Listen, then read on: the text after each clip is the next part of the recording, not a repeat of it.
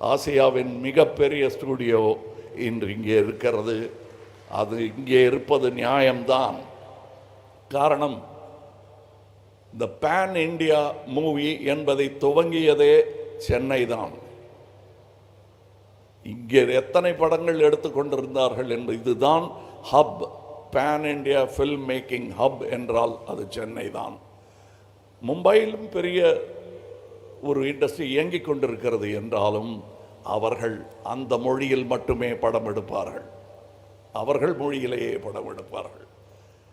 ஆனால் இங்கே ஏவிஎம் ஆகட்டும், மற்ற ஸ்டுடியோக்களாகட்டும், நிறுவனங்களாகட்டும், இயக்குநர்களாகட்டும், பல மொழிகளில் இங்கிருந்து படம் தயாரித்து அங்கு சென்று கொடி நாட்டி வந்தவர்கள். உலகத்தின் அதிகமான சினிமாக்களை தயாரிக்கும் இந்த நாட்டில் இப்படி ஒரு இடம் இருக்க வேண்டியது அவசியம் என்பதை ஒரு அரசு முடிவு செய்யாமல் தனி மனிதர் முடிவு செய்திருப்பது பாராட்டுக்குரியது.